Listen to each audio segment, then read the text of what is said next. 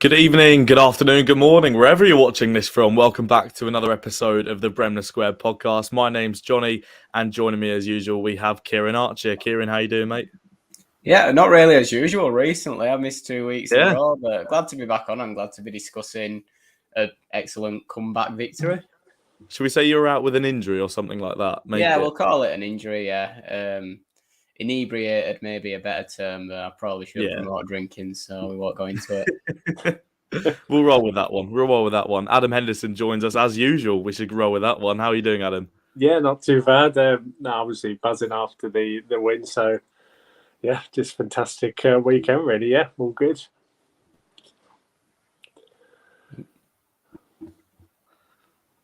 I think we're back. Yeah, my technical issues have.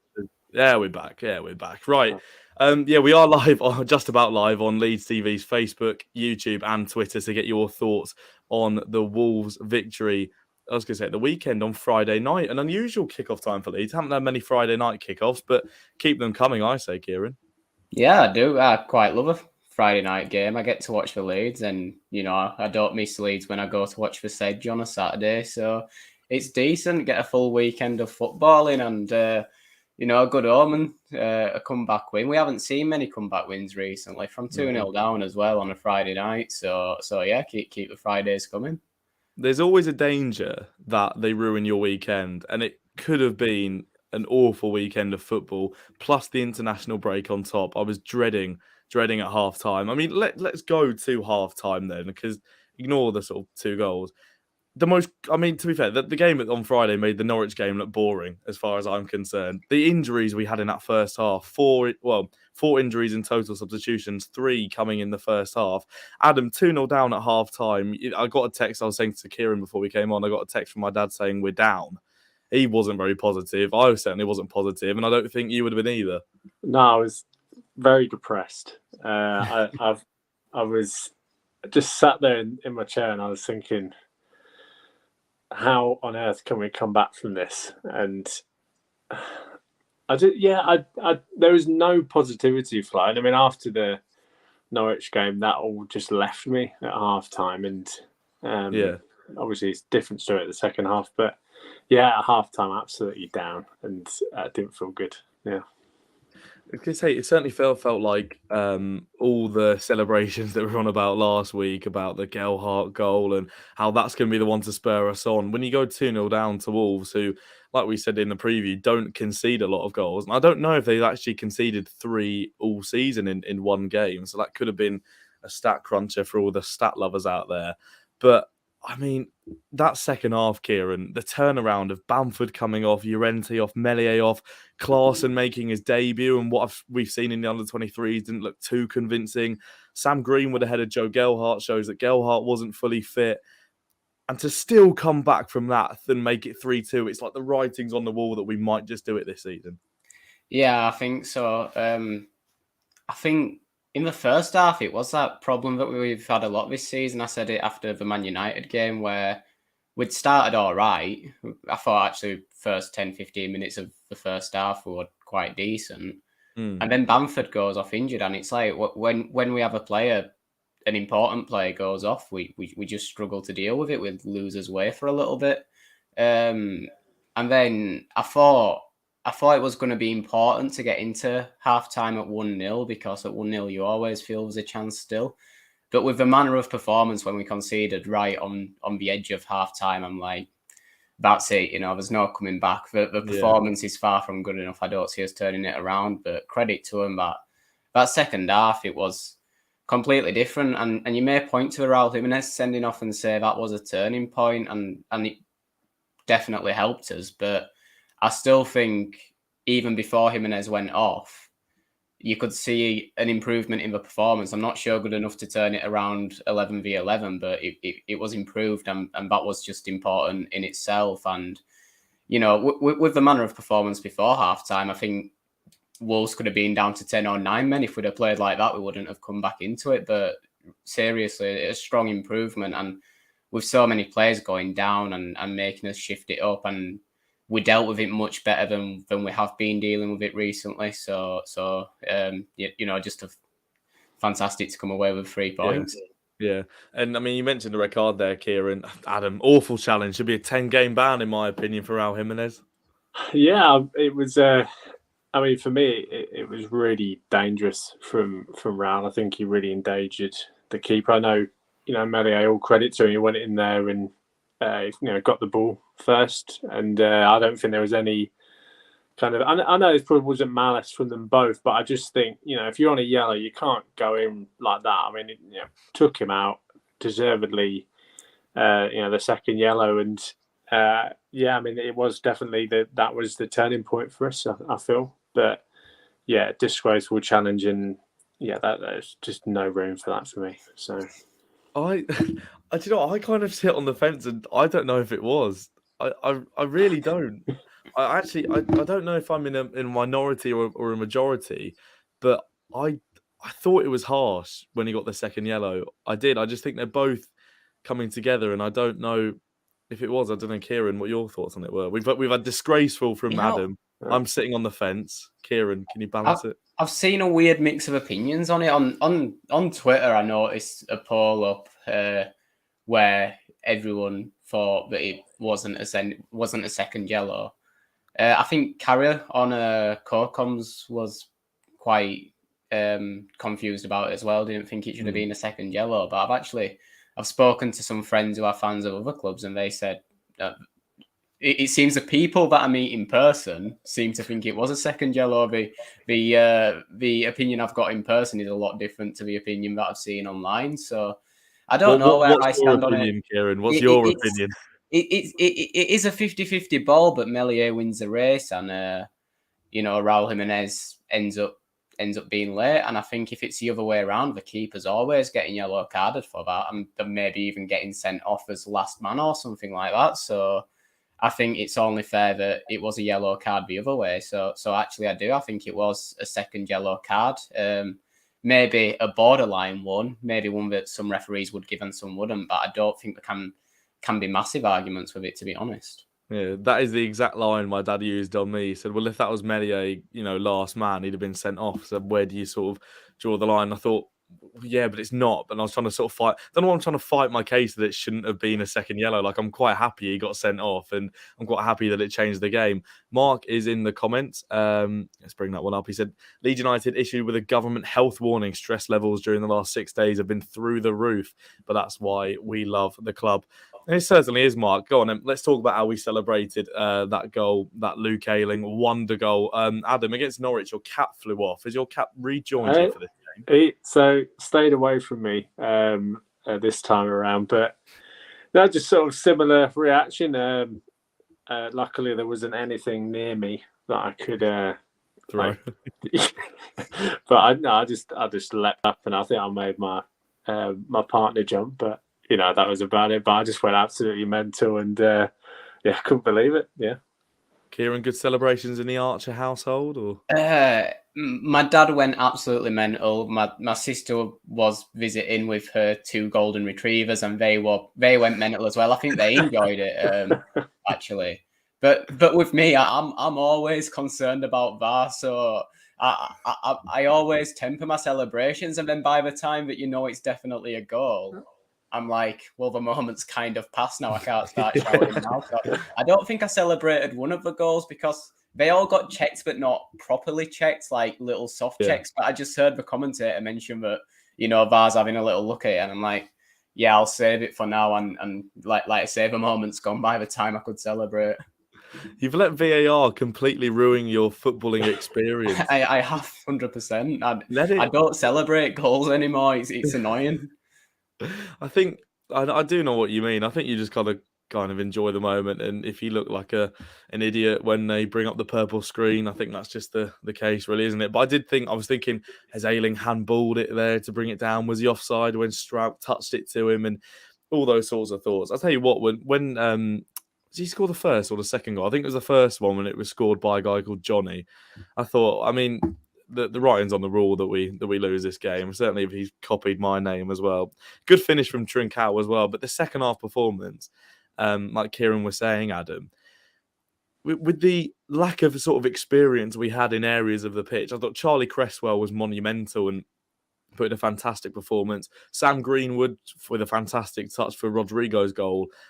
And you can tell, I think one of the clear things we've taken from this game and the Norwich game is that the squad are so together.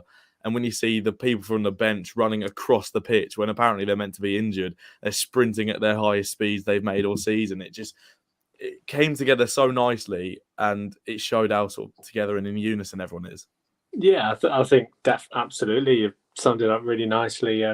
But yeah, I think it was against West Ham when we last won away that we had quite a depleted squad and we had quite a few sort of random sort of bench names in there and youngsters, and they went and did a great performance. And I think similar here, we lost a lot of key names, and the youngsters came on and really put in a shift. I thought Cresswell was really, really good. And then,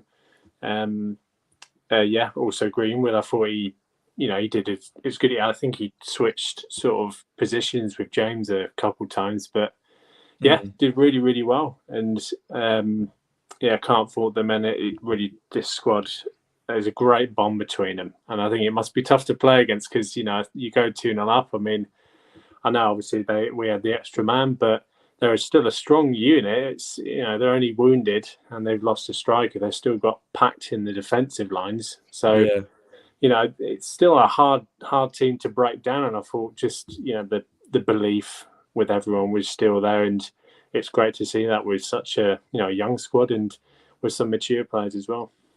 It certainly was. You summed it up very, very well there. We're in a bit of danger here, I can't lie. My laptop battery has said it's on its last legs pretty much. Every time I try and put in the charger, my internet sort of goes, and I don't know why that is happening. I don't know if you've noticed there when you were speaking there, Adam, I sort of maybe froze a little bit. Yeah. That was because I was trying to put my laptop charger in. So we'll see how this pans out. I'm hoping, the laptop might die. I don't know how we're going to figure that out, but we'll come to it when it comes to it. I mean, Kieran, the Bamford injury was sort of when the injury sort of first started.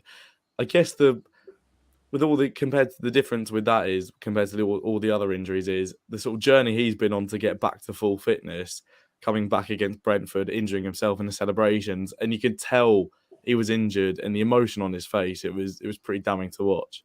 Yeah, it's a huge blow for Bamford because we know that he had a lot of doubters when he came up to the Premier League, people saying that he'll never be a Premier League striker and that we need to upgrade there.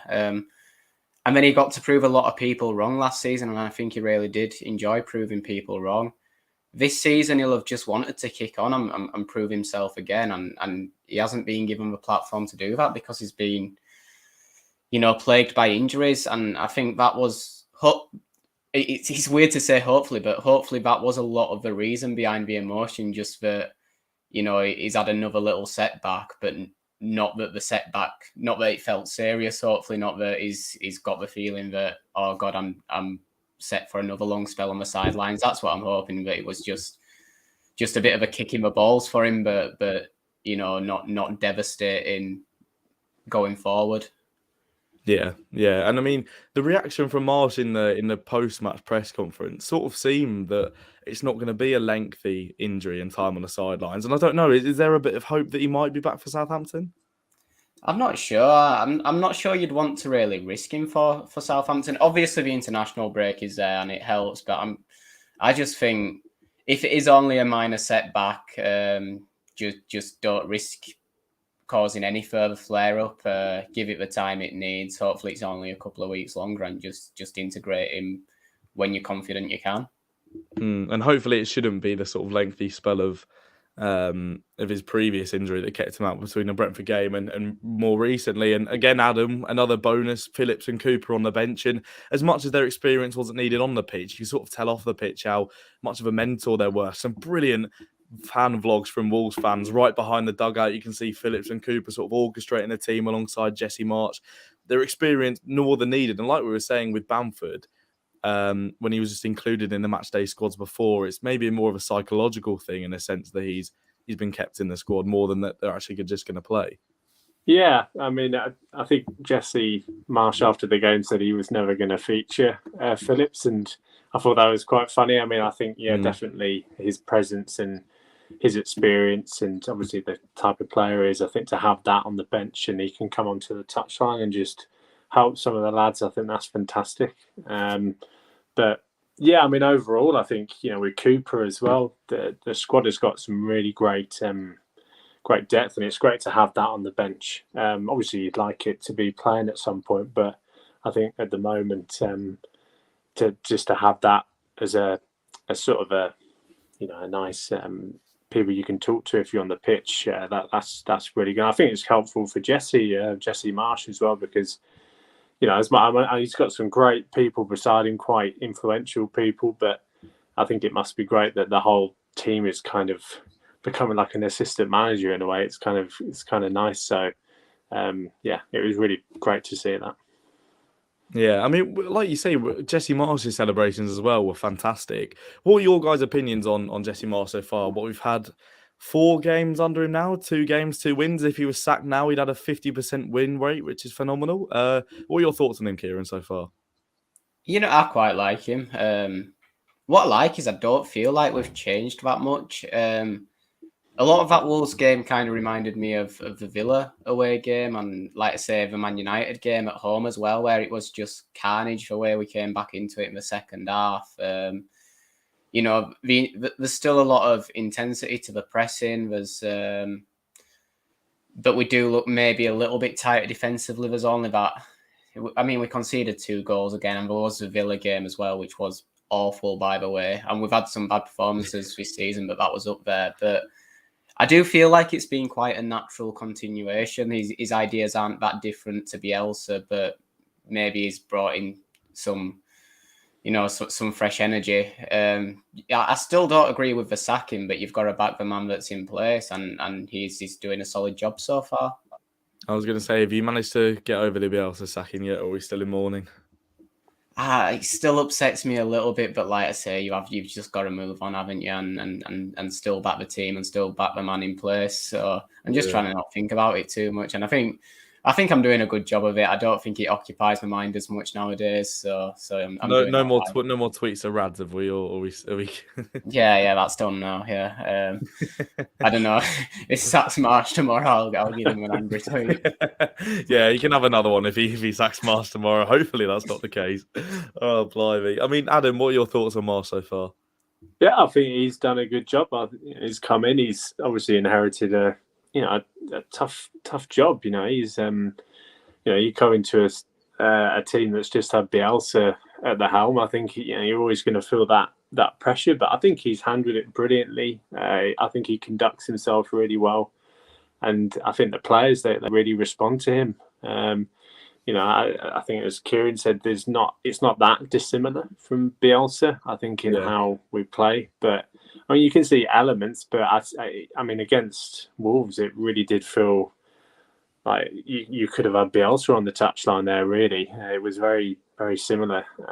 But yeah, I think he's done good, and I like him. Yeah, he's a cool guy. What wasn't he? Did he crouch on the sidelines or something in the Wolves game? Was he? I can't remember if the camera panned to him and he was crouching, and I thought, oh, it's like a reincarnation of God or something like that. I can't remember if it was him. I certainly saw Gerrard was doing it against Villa, and I thought he knows what he's doing there. There's more than just him crouching. He knows what he's doing there, trying to wind up the Leeds fans. I mean, Kieran, you dodged a massive bullet not having to come on and talk about that game. That Villa game actually dodged a massive bullet. Although that was actually intertwined with the Norwich game itself. So I guess, 2 birds, 1 stone. But I mean, we've taken 2 90th minute winners. They've been fantastic scenes in the away end. Performances, I'd like to say, have improved since the Aston Villa game. But like we said, the Wolves first half wasn't amazing. I've asked you this question, Adam, a good couple of times now. Kieran, I think only once. Adam, will we stay up? Yes, for me, yeah. And Kieran? Yeah, I think we will. It's not in the bag yet, but I'm fairly confident we'll pick up enough points between now and the end of the season. I'm confident as well. I think we'll be fine. I mean, how many points are we off the top 10 at the moment? Because I saw some outrageous stat that I don't know if we're actually closer to the relegation zone. No, closer to the top 10 than the relegation zone. Let me double check. I think we might be 1 point closer. 36. No, it's an equal distance now because Leicester won today. did us a hand actually and did us a favour beating Brentford. That's put us 7 points away from relegation zone, 7 points away from the top 10. And if certain teams win the Champions League, Europa League, Europe push could be on if we sneak into that 7th place. I don't know. We can only dream. In terms of the relegation battle itself, then, Everton were buoyed by a last minute. I say last minute, it was like an extra time winner effectively against Newcastle. And I thought, like we said previously, Adam, how we were buoyed by that goal against Norwich. They may be a bit nervous because we've rescued it. I thought, are we now going to be nervous because Everton have sort of fought back as well, and it's who can slip first? But neither side seem to be crumbling, although Everton are out the cup today. Kieran, who's that final relegation race between? Because in my mind, it's Norwich and Watford are down. But where's it all panning out for you? I think Everton are still very much part of the mix. As much as I do feel confident we'll stay up, I don't think you can count us out yet. I don't think you can count Brentford out yet. And then obviously Burnley. I think Burnley still have a couple of games in hand, but the point is they're there because they don't pick up many points. And for that reason, you can't really count those games in hands as many points in the bag for them. So, I mean, I would say the favourites are still Burnley just because they are a couple of points adrift. But it's good. It might go down to the wire with them and a couple of other teams. So it's going to be an interesting one for sure. If I could choose, I'd say Burnley down, although I wouldn't mind seeing Frank Lampard take side down either. So it's just hopefully not us. That's weird. I thought you were going to put us down there. I thought you'd want us playing 46 games a season, midweek games under the lights. Adam, where do you assess the relegation battle? I feel Norwich. They're gone. It's kind of the same every season with them. I think Watford. They've got some good players, but again, just no consistency there. And for me, I feel Everton might, go, in my opinion. I think Burnley, with the games in hand, and they do have some quality players, I think they might. I know Everton do as well, but I just feel there's no confidence with that Everton team. They lost today, I think, as well to Palace 4-0 in the FA Cup. So, there's no confidence, and I think you can see that on the face of Frank Lampard as well. And so I think Everton might just sneak in, and I think Burnley might be okay. Yeah, well, Mark is flooding the comment section. Thank you very much, Mark. He said Jesse has had a full squad with him at Thorpe Park. Rafinha not travelling to Brazil now. Is that? I guess because he's got COVID. Does that mean he's not going to Brazil? I think. Yeah, that could be right actually.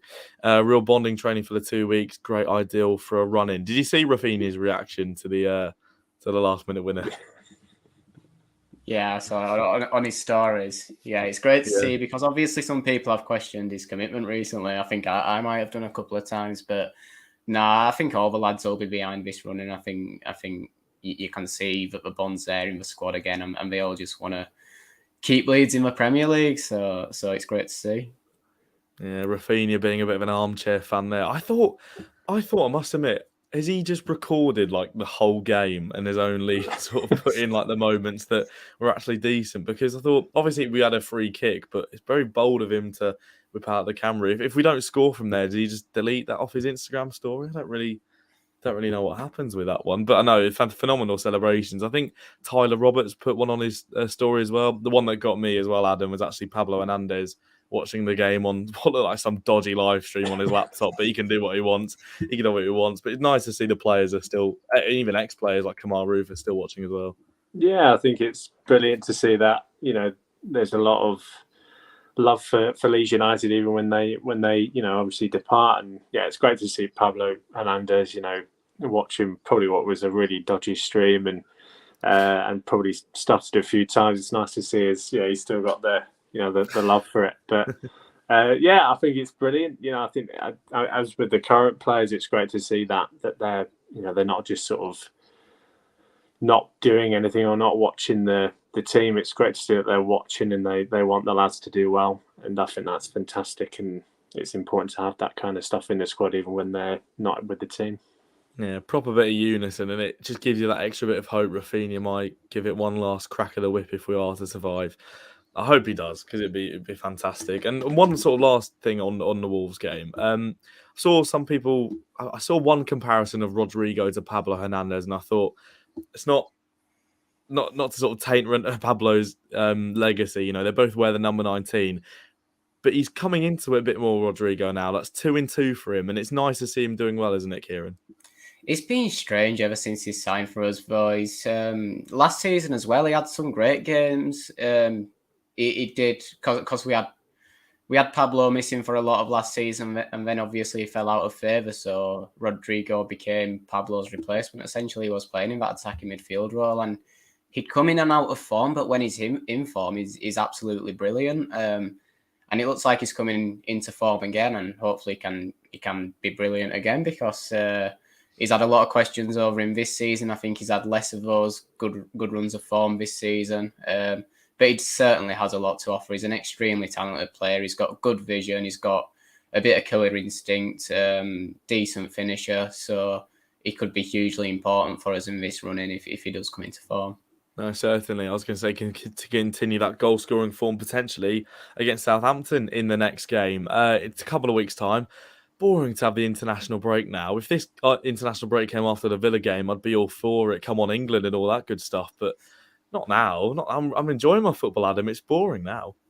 Yeah, it is frustrating. I think when that happens, like when you 2 wins on the bounce now, and the squad must be just eager to get into the next one. But I think probably the one positive I'd take is that we can work together for this couple of weeks and get players back even fitter, and they can work on some stuff with Jesse. So that would be great. And obviously, I'd like seeing Rafinha play with the Brazil team, but it's nice to have him here. And when he recovers, wrap him up in cotton wool for all I care. It's fine. He's fine. I'm going to oh well, he's not going to get injured. Well, hopefully.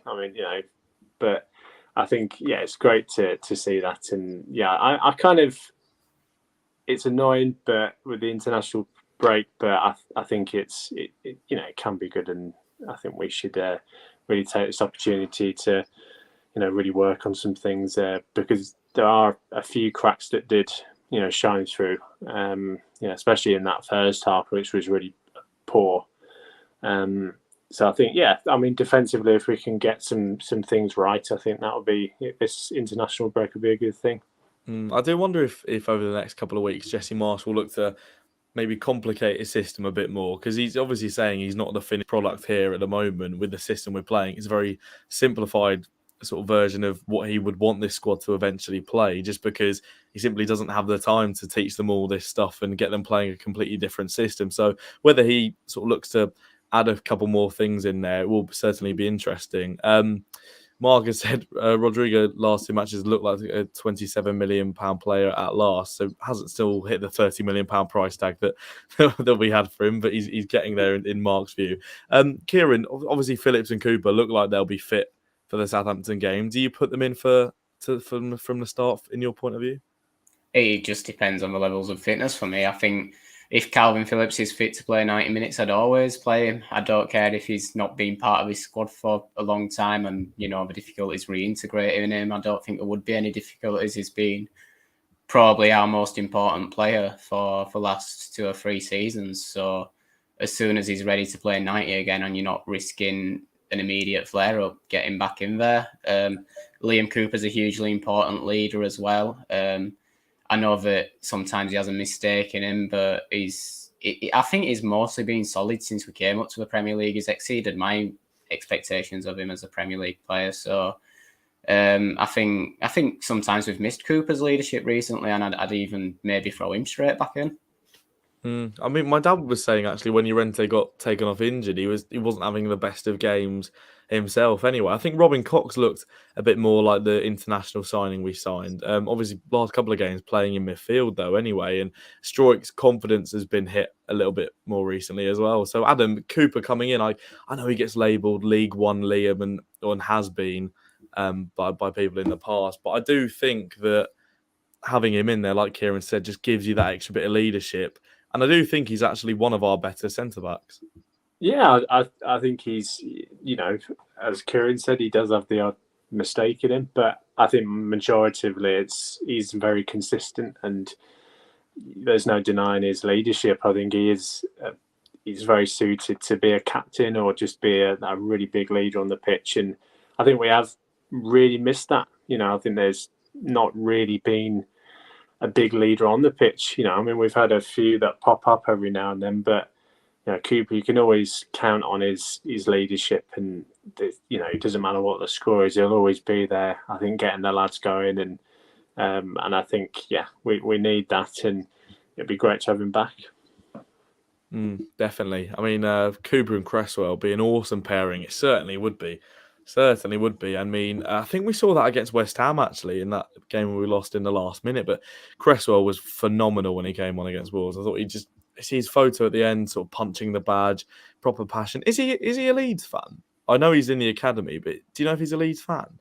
I don't know, because his dad played for Leeds, obviously. I think he was probably born in Yorkshire as well. I think he's lived in York for a lot of his life. So a few suggestions there. There's a lot of Leeds fans in York. So I'd probably say yes, to be honest, but I'm not sure. Yeah. I think I was, it's going to sound so odd. I was sort of kind of forgot he'd played. So I was having a look back through his old sort of Instagram photos. There's one with him like a little flamingo land sort of old Leeds kit on. I thought, well, he's obviously been through the sort of academy stuff. He might be. I mean, according to Mark, who obviously knows him very, very well, Cresswell's a very big Leeds fan. So there you are. Yeah, it just gives you that extra bit of passion, doesn't it? But in terms of Southampton, Adam, the game in a couple of weeks' time, we don't know where our sort of players are going to be injury, fitness-wise. But in terms of them, in terms of where people thought they were going to finish this season, has been a lot better than what people thought. But just more recently have sort of come back down to sort of what they were last season. A couple of poor results recently. Yeah, I think they've sort of dropped off it a bit, start of the season, and throughout most of the season they have been very good. They've been a good watch, and they pushed up the table really, really good. But yeah, recently they've dropped off massively, and I think this is probably a good time. I know it's in a couple of weeks, but I think it'll be a good time to play them. I know they'll want to get back to form, but they're playing against a Leeds side which has got a lot of confidence flowing through them. I think they'll even carry that confidence through this next couple of weeks off for the international break. But yeah, I think it's a good time to play them. But they will be, obviously, they're going to be a threat. But I think it's coming up against this Leeds side. It won't be easy for them at all. If you compare last time we were at Ellen Road going into the Norwich game thinking this is a must win, everyone's a bit nervous, especially after the Villa game that happened a couple of days beforehand. Going into this game at Ellen Road against Southampton, I don't think there'll be a single fan going into it is not necessarily not going to be nervous, but a lot of people went there not really wanting to be at Ellen Road. I think everyone's going to want to be there. It's in April, isn't it? First game in April, sun will be shining. You're almost hitting that little Easter break. Everyone's going to be going in so positive, Kieran. And it looks like, Southampton's recent form haven't won a game since the 2nd of March. Lost in the FA Cup today against Man City 4-1. Lost to Watford 2-1. Newcastle 2-1. And Aston Villa 4-0 in their last 4 games. It's the perfect time to capitalise and really, really draw away from the relegation scrap. Yeah, like you say, it is a good time to play them. Obviously, their confidence is probably shot a bit. But I think importantly for us is because we've given ourselves a little bit of ground on the relegation battle now. Obviously, we definitely could still be dragged into it, but we've given ourselves a little bit of ground now. So it doesn't feel as make or break as the Norwich game did, because there was a feeling going into that Norwich game. If we lose, we'd come off the back of an awful performance against Villa, and it was like if we go and lose to the bottom of league on home turf now, we're pretty much down and out. And after I'd borrowed my dad's season ticket for the Villa game, I kind of handed it back to him and said, "I'm glad it's you and not me on Sunday." And it was one of those, a Norwich game, where my dad will have been tense from the minute he woke up that he's like, "Oh God, there's that game today. Well, what if we don't win? It's going to be toxic in there." So, just to have that little bit of pressure ease now, everything doesn't feel quite as make or break. Hopefully it creates a better atmosphere and a better platform for the players to just go out there and hopefully perform and, show the best selves, battle and save Leeds United from a return to the Championship. Did you regret handing over your season ticket to him? I know you share it, don't you? But No. I think it was one of those where if I was going to that game, I'd have been tense from the minute I walked up, and I'd be kind of dreading it. So I saved myself a difficult morning. Although, I mean, I suppose the celebrations would have been more than worth it. But it's my dad who pays for the season ticket. I just get to borrow it every now and then. It's probably fair that he gets the better games in the end. That is fair enough. I was going to say you both haven't hit the jack at all. Both sort of going for the Villa game, dodging the Norwich game. It's obviously frustrating missing out, but I'm sure your dad had a fantastic time on Sunday. Hopefully enjoyed it. You might be able to get nick his season ticket and get yourself down to the Southampton one, but he'll probably play the sort of he's the lucky charm card now. You're banned for the rest of the season or something. I haven't seen us winning the Premier League yet. You haven't? No, not once. Oh, stay away. I went Stay to away. the Newcastle game. I went to the Liverpool game. So yeah, I've not been a good omen really this season. Newcastle game was a banker as well. Surely that was. Oh, blimey. I think, to be fair, my dad lives down south, but the ones he's come up to, he hasn't actually got a bad record at all. I think he's came to the Watford one where we won 1-0. I think the only loss he's seen is Arsenal 4-1. I'm pretty sure. I think he's been to about 4 or 5 and has only seen us lose once, which is a tremendous record. He's picked and choose fantastically the games there. Let's get a bit of an early score prediction for Southampton. I mean, before we do that, Mark has echoed what I've said. So, Kieran, stay away. Stay away. Yeah. I might return next season, give my dad the rest of his season, and hope that next season my luck's changed. Next season starts with another 5-1 defeat to Manchester United. No, hand it back over. That's if we are in the league, obviously. Touch wood. Touch wood. Okay, let's get some predictions for the Southampton game. Adam, starting with yourself. I'll go 3-1 Leeds. Kieran? 2-0. I fancy a clean sheet. I wouldn't mind that. I'm going to say 1-0, another last-minute goal, and it'll be just improving on the last game because it was, Norwich, that's the best game. Wolves, that's amazing. We'll just keep scoring more 90th-minute winners until we run out of games to even get one in. Well, lads, thank you very much for joining me as usual. It's been a pleasure. Thank you to Mark. And when I say last-minute goals, I was about to click end stream, and Michael Brown has appeared in the comments section. Phenomenal. Says, congratulations to Stuart Dallas on reaching 267 appearances for Leeds United, equaling Lucas Radabé's total appearances for Leeds. I mean, there's a stat for you. There is a stat. Did any of you guys know that before coming on? No. Wasn't aware, but I'm delighted. That's a good little landmark, that. There's one for if there's ever any quizzes going on in Leeds this week, that could be cropping up in a little pub quiz. So thank you, Michael, for that nugget of knowledge. And thank you very much for tuning into the stream as usual, and Mark as well. So thank you very much to everyone who listened. Enjoy the international break as much as you can. England have got a couple of games, haven't they? Is it Ivory Coast and is there someone else? It might not even be Ivory Coast. I don't know. It is Ivory Coast, but I forgot the other one. There'll definitely be another one. You don't have an international break for one game.